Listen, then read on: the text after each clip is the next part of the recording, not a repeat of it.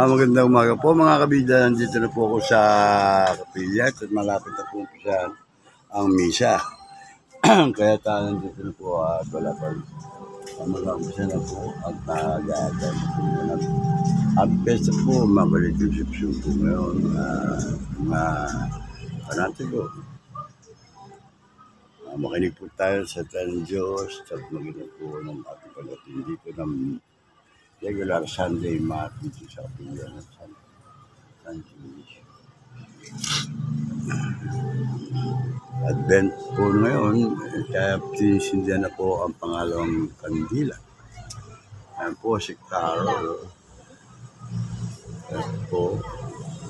Carol.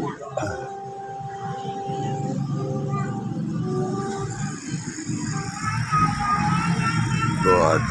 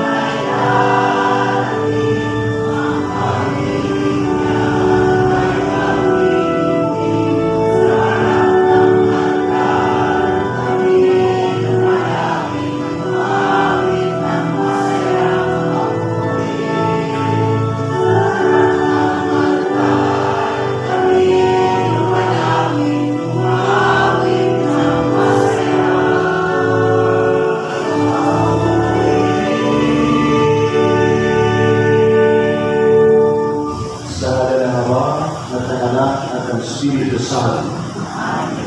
Sumainyo ang Panginoon. At sumunod.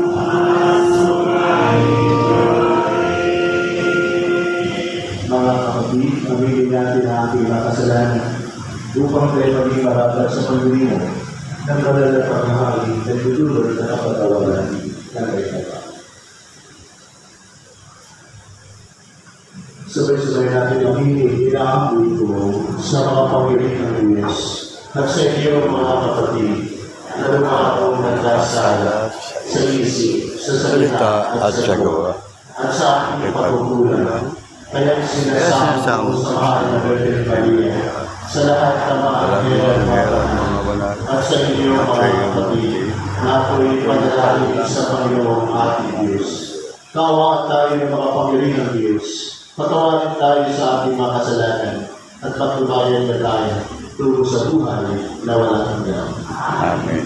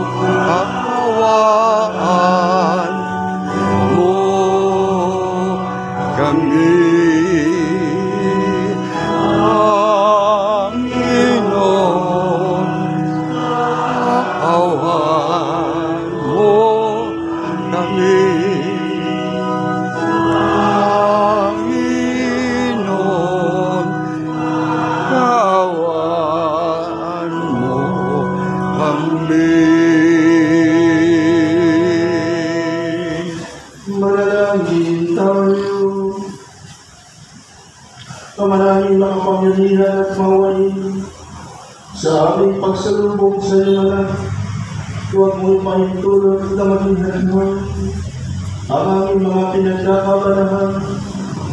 Tuluan ang mga kami ng kanyang karunungan upang nagay kanyang makapiling kasama mat ng Espiritu Santo magpasawalang hanggan.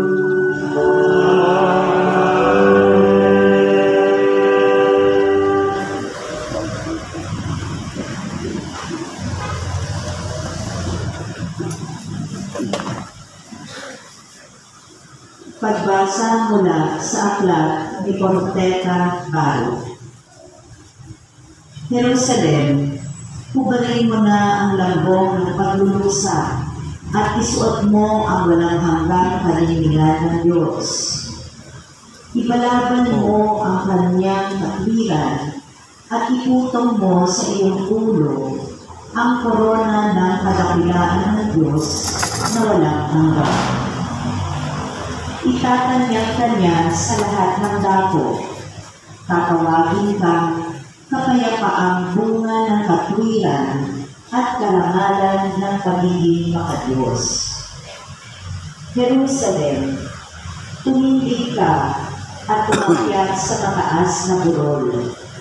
Tingnan mo ang iyong mga anak na sa isang tawag lamang ng Diyos na banal ay naiipon mula sa silangan hanggang sa kanluran. Wala pa eh. Nagagalak sila May binagamot hindi tayo. sila kinalilimutan ng Diyos. Mingan silang inayaw sa iyo at kinalagdan na kayo. Ngunit ngayon ibinabalik sa iyong sakay sa May ginagamot kalwalhatian yun. na waling Gagala yun eh. sa Kaya maharikang trono. ang ganda niya papagaling yun. Iniutos ng Diyos na Babalikin tapakin niya. ang matataas na bundok at walang hanggang burol at tambakan ang mga lambak Babalik niya. upang panatag na makabalik ang bayang Israel na puspos ng kadakilaan ng Diyos. Sa utos niya'y lilitaw ang maraming magabagong punong kahoy upang lilipan ang Israel. Doon sa ibabaw ng Kakain sila ng Diyos at babalik silang masaya sa pangangalaga ng kanyang habag Yun ang at tungtungan niya. takbilan at Ilang beses na liligaya sa yun, liwanag bumalik. ng kanyang walang hanggang Wala. kalinawan. Mabalik-balik yun eh. Wala na. Wala na yun. Ang salita ng Diyos. Sabi ko may pinapagaling pa yun. Sa akin naman eh, kung pinuha nila para pagalingin sila, sana gumalik.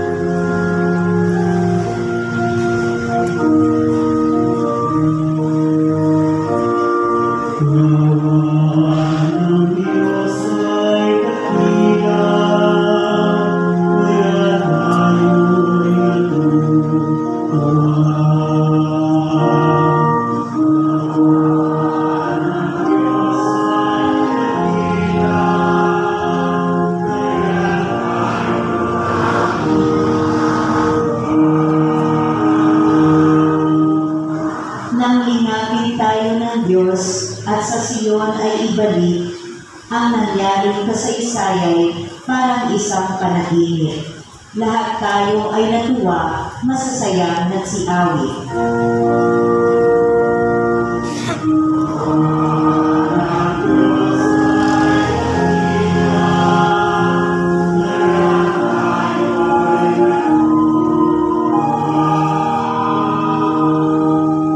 Ang sabi ng mga bansang nagmamasid sa paligid, ang ginawa ng Diyos nila ay dakila, anong rikit.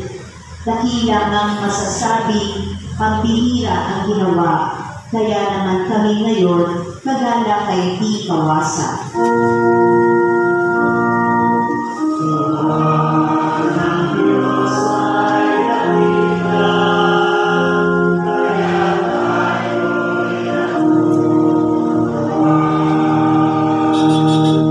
Kung paanong inuulan yaong mga tuyong batis, sa sariling bayan namin kami poon ay ibalik. Silang mga nagbubukid na nagtanim na may luha, bayaan mo na mag-aring masasaya't natutuwa.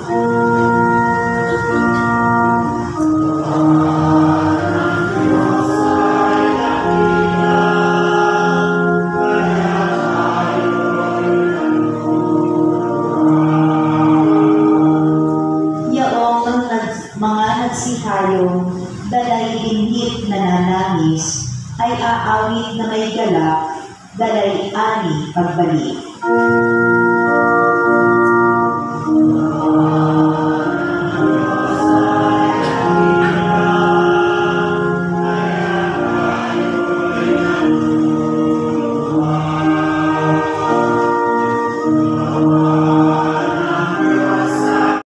Ngayon po ay December 8. Immaculate. Pag December 8 po, ang usually ang pagdiriwang, Immaculate. dakilang pagdiriwang ng kapistahan ng paglilingkod kay Maria. Immaculate. The solemnity of the Immaculate Conception. Meron po ba rito ng pangalan ay Immaculata? Immaculata. Wala po ba may birthday ngayon? December 8, wala po may birthday. Hindi na pwede kumakuna. Dala niyo po ba yung inyong ID? Hindi dala. Para pang sa Mercury, kung hindi mo dala yung ID mo, hindi ka, wala kang discount. Walang discount. Happy birthday po sa inyo. Ano po ang tunay niyong pangalan?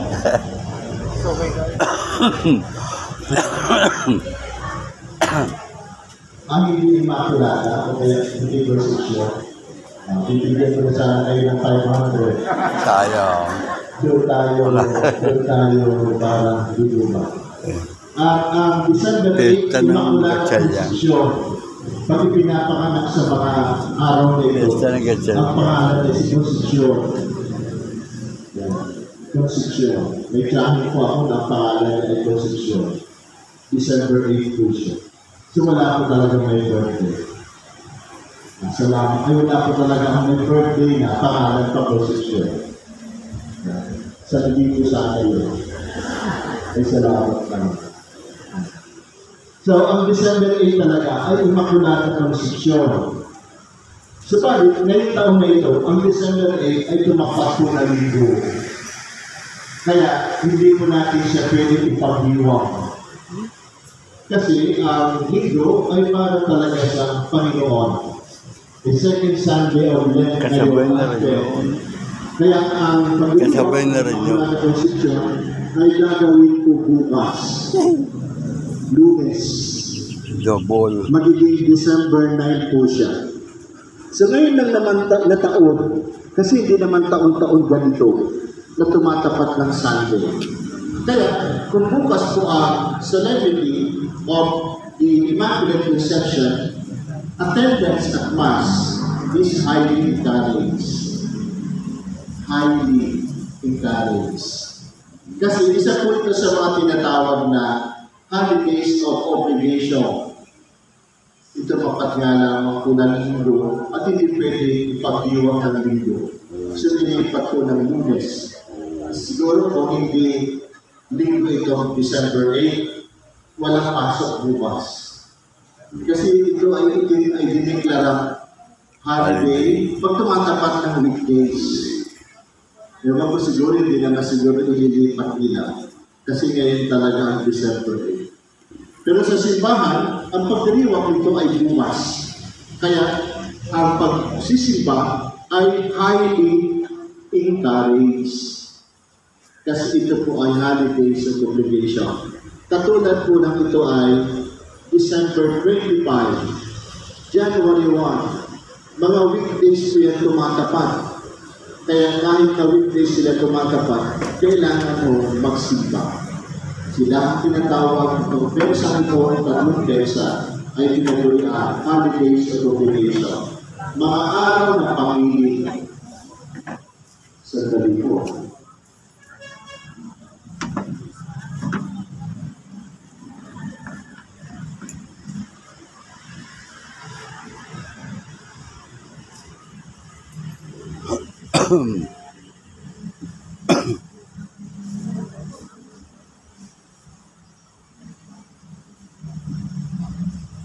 Meron po tayong interaction. Kaya, ang Pasko ngayon at New Year ay Wednesday. Sa tatlo lamang po talaga ang Piyestang Panginoon. December 8 na i-celebrate bukas. December 25 at January 1. Mga holidays of obligation.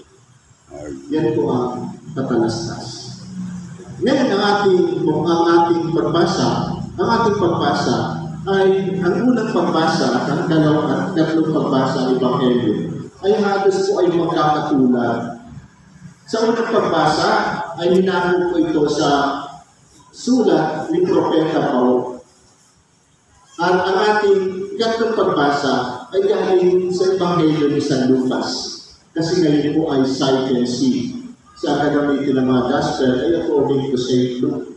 At kung papansin po natin sa simula ng ating Ebanghelyo, meron po mga pinanggit na pangalan. Mga prominenteng tao that time. Mga sikat na tao at may napupulan. Isa na rito, Emperador Tiberio, Poncio Pilato.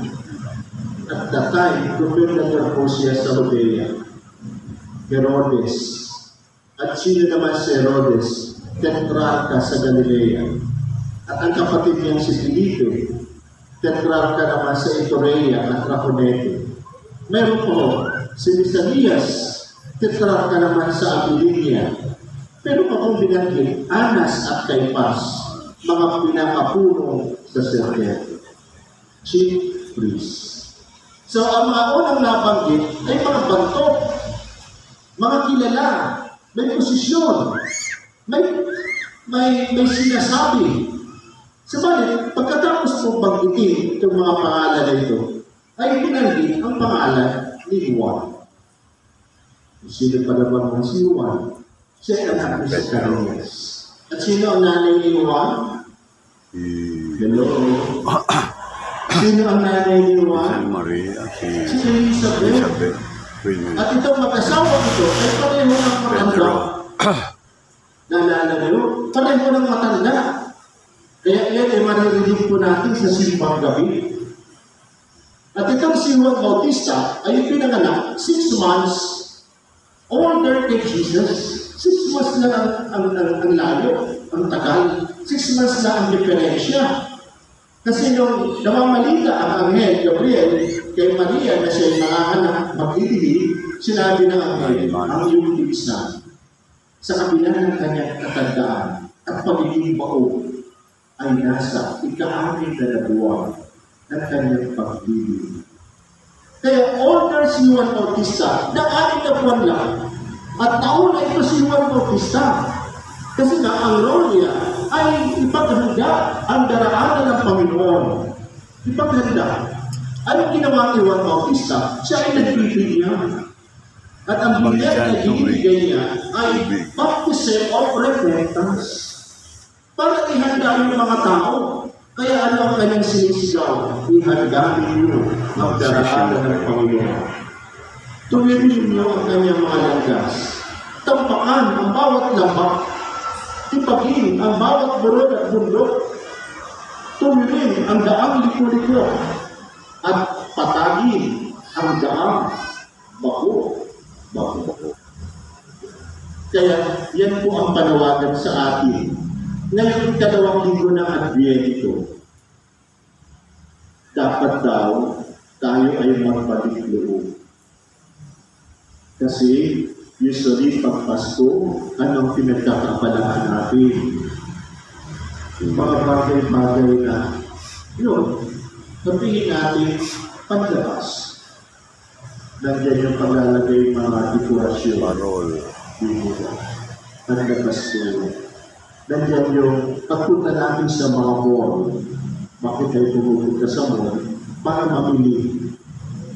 Nandiyan yung pagbili natin na mga ihahanda natin sa Noche Buena o Media Noche. Nandiyan yung paghahanda, nagpapalit ng mga tubig-20 sa bangko na matitigas.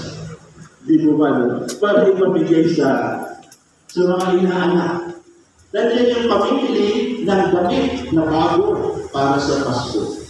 Yan po ay tinatawag na mga panlabas. Kaya sabi nga sa pamungad na panalangin, nawa itong ating mga panlabas na ginagawa ay hindi dapat maging hadlang sa ating pinagtutuunan na pagdating ng Panginoon. Wala iba kundi ang Kapaskuhan. Kaya kung tatanungin ko ngayon, sino na limang nag-umpisa sa inyo? Last year, meron pa po ba? Wala pa nag-umpisa tayo isa. Ngayon dito po ito, dapat po kayong mag-umpisa. Bakit? Sa darating na linggo, simbang gabi, December 16. Siyempre, magsisimba tayo araw-araw, meron tayong kahilingan, dapat malinis ang ating kalooban.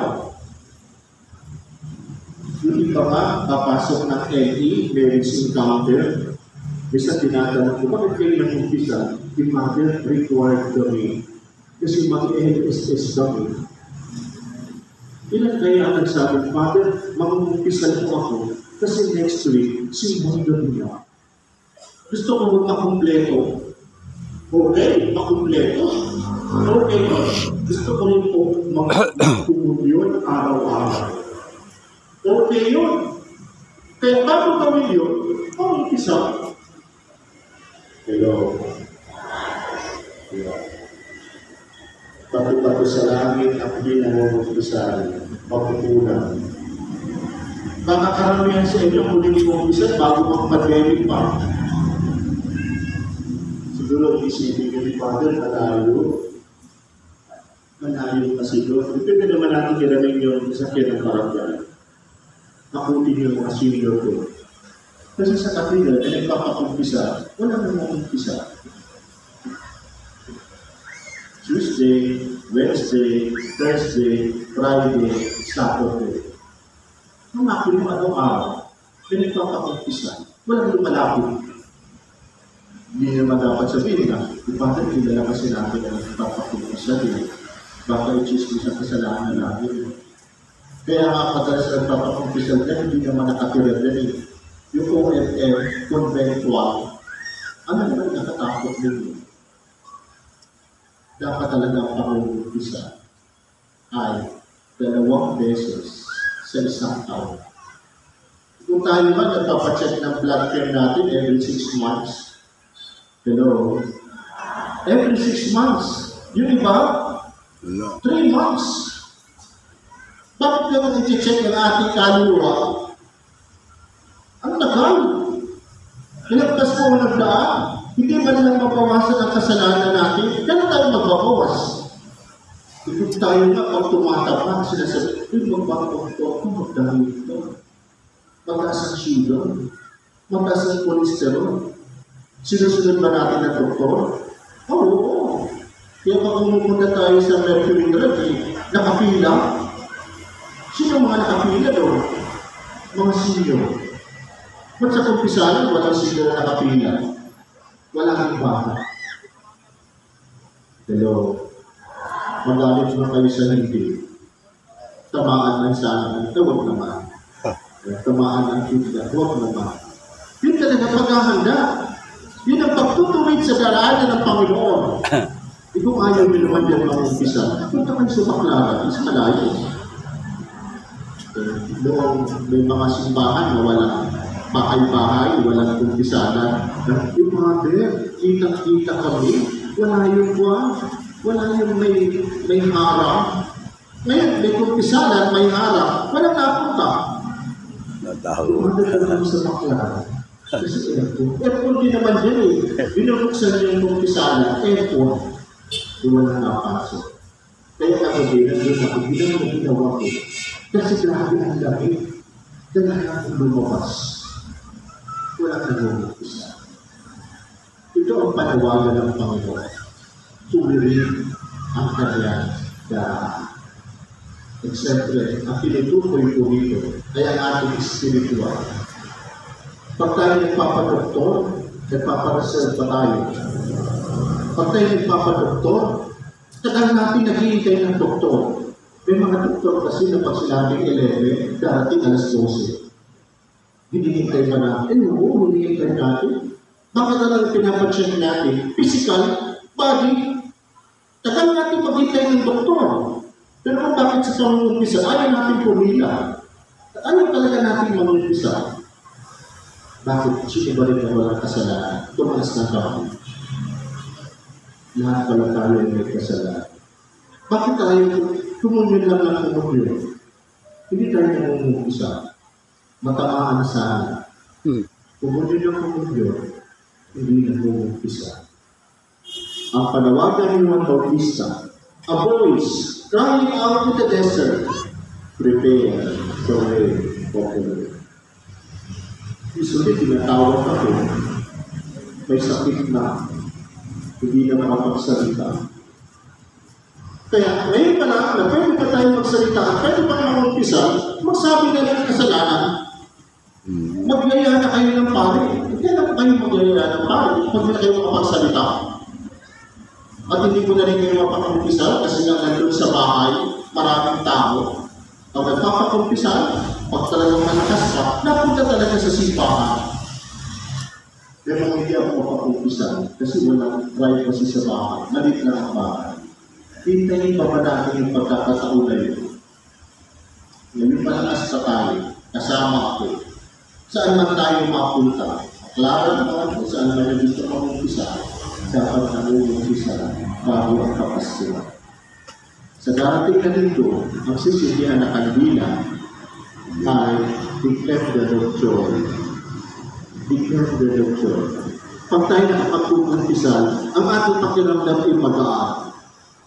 Kasi na-release natin yun. Yung pinakatago-tago mo, na-release mo. Kaya gumagaan ka. Kaya magpapatimbang ka hindi ka overweight. Ang mga nagpapabigat sa atin kasi marami tayong tinatago sa ating puso. Ang sabi sa mabuting balita, tuwirin ang kanyang landas, tampakan ang bawat lambak, Ibagin ang bawat burol at bundok. Kaya ang tanong, saan ba tayo may pagkukulang? Saan ba tayo may pagkukulang? Marami tayong pagkukulang. Hello? Marami tayong pagkukulang. Kaya sinasabi natin sa umpisa, sa isip, sa salita, at sa gawa, dinadagupan natin ang ating bibig at sa ating pagkukulang. Kasi sabihin, dapat kong gawin, hindi ko ginawa. Yun ay sin of omission. Kasalanan din.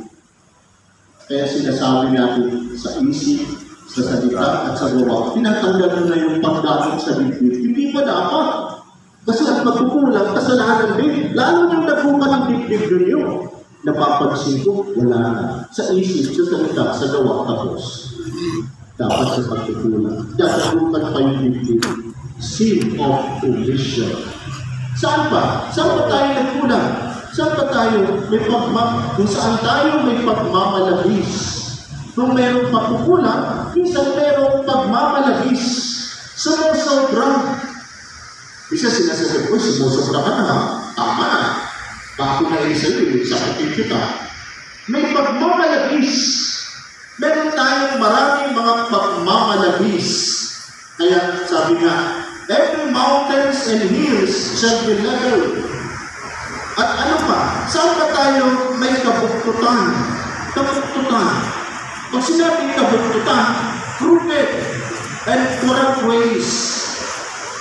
Sinasabi natin, yung tao niya, may ginagawang milagro. May kabuktutan. Mayroon siyang, alam niyo na, kabuktutan. Hindi tuwid. Lahat tayo may kabuktutan. Ano pa? Saan ba tayo may kagaspangan? Meron tayong mga ugali, may mga tao tayong kilala na magaspang ang pag-uugali. Maging tayo rin ay may kagaspangan. Yan ang dapat natin isipin. Kasi ang panahon ng Advento is a time to stop. A time to stop. Look and listen. Kaya pag tayo dumadaan sa maraming lista, nakalagang stop. Look, listen. Ang panahon ng Advento ay panahon din ng pag-ibig. Pagmumuni-muni at pag-ibig. Hello. Hi. God is good all the time. Medyo high-level lang ako kasi makinig. Ito pala nakarap yung electric pa, kulang pa. Dapat pala electric pa ng malaki. Kasi hindi nalabas yung kwali. Wala talaga. Pero hindi naman ako high blood. Kasi umiling na ako ng aking blood. Hindi naman po ako gala. Kasi dito sa Evangelio, may hindi ako sa Savior of Baptist. Kasi ito talaga yung role niya. Ito yung role niya. Ito may rin mga pari. Ayaw mo namin kayo uligahin. Ito naman din ang role namin. Yung mahirap din na magpakumpisa. Ito ang pinakamahirap na gawain ng pari. Kasi pakiligan mo lahat eh. Hamapin mo, sasalunin mo lahat. Pero hindi naman namin dapat ito iwasan. Hindi namin dapat iwasan. Kaya nga kung matapos ng misa, sa mga simbahan, may mag-bless. Ang isang araw, may nag-bless. Sabi niya, Father, paano kaya maiwasan yung mga